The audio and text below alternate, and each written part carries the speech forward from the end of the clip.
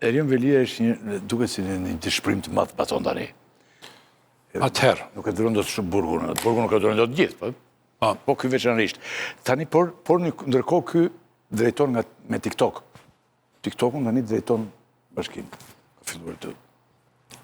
Atëherë, unë po mundohem pak në faza me sqaru këtë që ka ndodhë me, ose që ndodhë me njeri unë politik në kur ballafaqohet me gjyqin.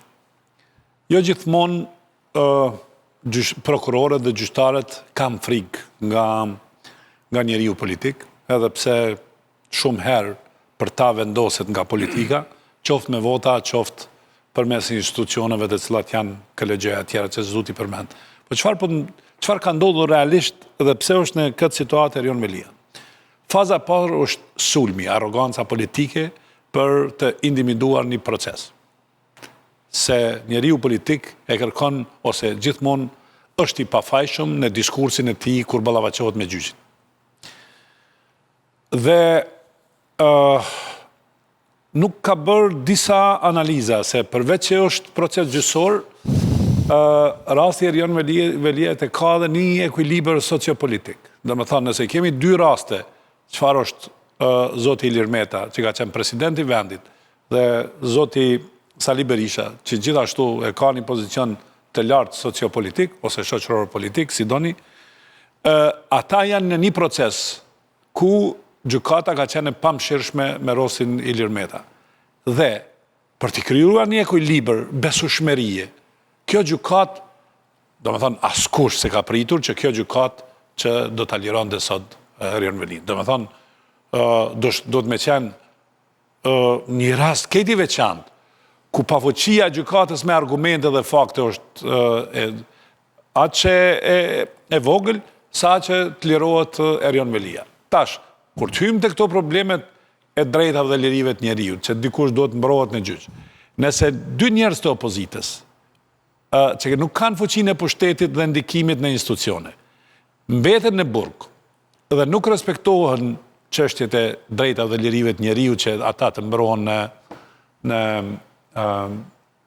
në arrest shtëpiak, as ma pak është e pritur që kjo të ndodhë me Erion Velin, prandaj unë as nuk kam dyshu, në falë të keq përdorë njëse, unë të thash në telefon, na nuk mund bisedojmë për lirimin e Erion Velis, po mund bisedojmë pse është ky proces, sot me mëngjes kur kemi biseduar.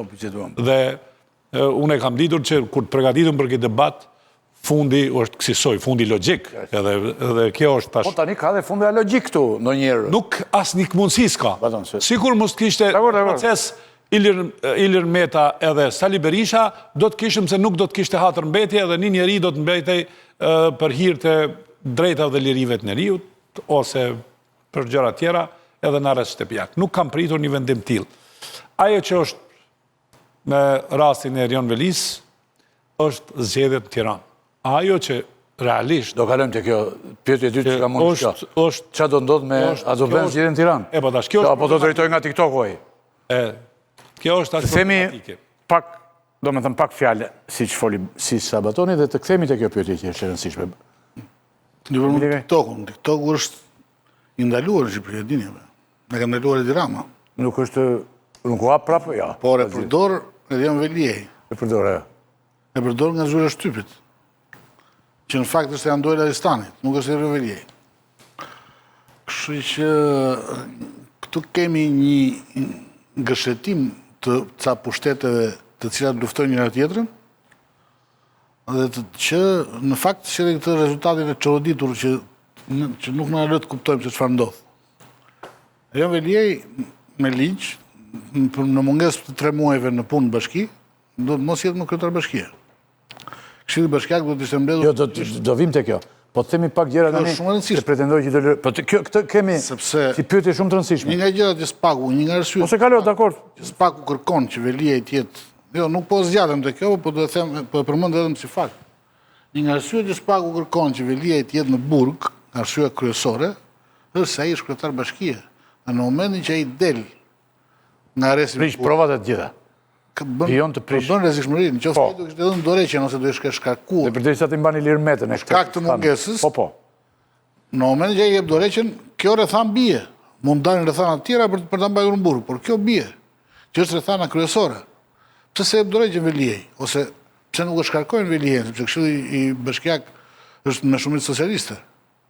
Ose pse kryeministri nuk kërkon presidentit dekretimin e shkarkimit, ose ta shkarkoj vetë, siç është ligji për pushtetin vendor. Këto janë pyetje që ne nuk i dim. Sepse ne nuk e dim çfarë planë ka Rama për zgjedhjet e pjesëve lokale në Shqipëri. Kur të dim të planë, do e kuptojmë se çfarë marrëdhënie do mbajmë me Veliej. Deri tani dim që Veliej dhe Rama janë në një fazë karshilliku, në një media të Veliejt sot për shembull ne shikonin se si flisin për fluskën e ndërtimit, e cila ishte duke rënë, ndërkohë që bëi gjyqin në gjykatën e lartë për masën e sigurisë Veliej. Që kjo fluska e ndërtimit do bjerë se bankat duhet japin llogari, Banka e Shqipërisë nuk do të lejojë më këtë që po ndodh. Po banka mori dhe një masë, jep më kredi kështu për. Që na pra, gjitha kjo është pjesë e një lufte të brendshme, që ne nuk e dim në çmas është dhe deri ku ka shkuar dhe çfarë rezultati do ketë. Ju besoni që ka një luftë që Rama do fitojë. Ka vërtet një luftë brendshme, besoni ju? Pse Spaku ç'është? Është pjesë e luftës brendshme. Nëse ju shikoni Spakun si është një institucion pavarur, atëherë ne fillojmë bëjmë se tjetër. Spaku është pjesa e luftës brendshme, pjesa që është i kontrolluar nga Rama dhe përdoret nga Rama për këdo, kundër gjithkujt. Qartë. Se nuk ka një standard, për shembull zoti Berisha nuk ka mas arrest me burg.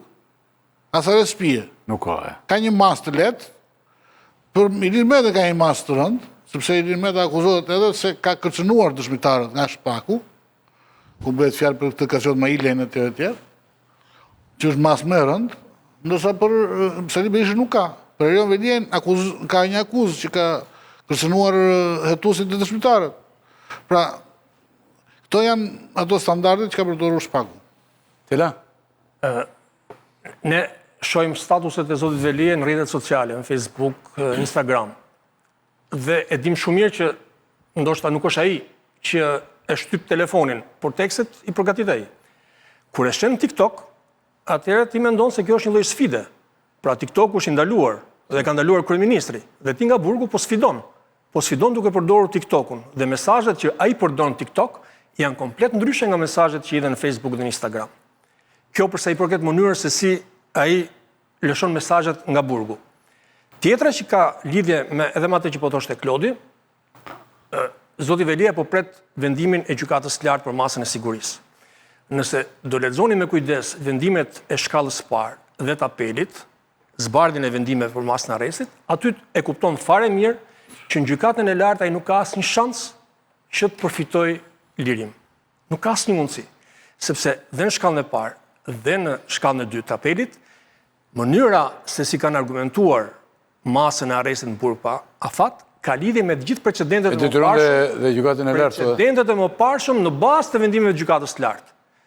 Çdo kënd kryetar bashkie, kryetar bashkie, ish president, ish kryeministër i kanë lënë në burg me argumentin se nuk ka arsye për të lënë të lirë.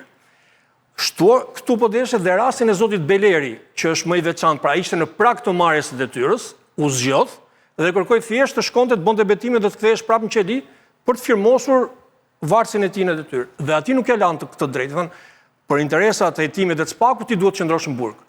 Zoti Veliej përtej të gjitha këtyre ka në kurriz edhe argumentin që ai ka sfiduar drejtësinë, ka sfiduar prokurorët, ka sulmuar gjyqtarin, ka intimiduar të gjithë dëshmitarët. Kështu që e kemi thënë disa herë më parë, as gjykata e lartë nuk ka për të liruar dhe zoti Veliej edhe procesin gjyqësor do ta ndjek nga qelia. Mitro? Po. Në kontekst të kësaj logjike, kërkesa e zotit Veliej për të ofruar garanci pasurore në mënyrë që të fitojë të paktën lirinë me arrest shtëpie, dukshëm tregon se të paktën nuk do ndodh ajo që mund të kishte shanse minimale të ndodhte, që zoti Veliej të kthehej në një penduar të drejtësisë, edhe kësaj të tregonte një lloj bururie politike, e cila mund të ishte më shumë në shërbim të vendit dhe të interesit publik. Shtuar kësaj logjike dhe narrativën që zoti Veliej, ndryshe nga opozita, nuk trajtohet nga partia e tij si një i burgosur politik. si zoti Rama, ashtu dhe kolegët të mazhorancës, si thuash, e kanë lënë fatin e zotit Veliajt në duart e drejtësisë. Kështu që mendoj që zoti Veliaj është i vetëm në këtë betejë dhe nuk ka shumë pak shanse që të rinovohet politikisht. Pastaj shtuar dhe logjikën e zotit Haxhiu që thotë se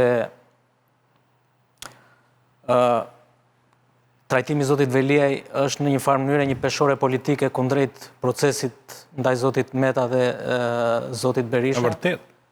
Atëherë këtu vim në përfundimin që edhe drejtësia, si thuash, ka një lloj dirigjimi që Jo, se nuk pajtohem këtu se drejtësia megjithatë është edhe një farë e mban një farë ekuilibri politik që mos shkakton disbalancë. Se pa marrë parasysh që neve na duket se drejtësia është peshore 100%, megjithatë nuancat për të ikur edhe për plasjeve publike, edhe demonstrimeve, edhe tjera kur ti privilegjon tjetrin, janë arsye pse ka kësi vendime. Se një procesi gjyqësor i kushton, po themi, në jetën publike, o me pak që ta mban një të fajshëm edhe deri në një moment caktuar në netime dhe jo në arrest shtëpiak, se sa që ta liron dhe dy të tjere të mbeten në burg dhe të krijon paknatësi të madhe që gjykata nuk ka peshë dhe mundësi ta mbaj këtë po themi presion publik. Paramendojeni si kur të liroj sot Erion Velia, çfarë do të ndodhte me njerëzit të cilët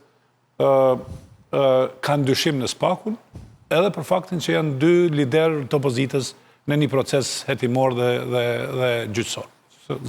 Prandaj, ndonjëherë procesi sociopolitik është Dyshimi dhe spaku nuk është që kontrollon Velia.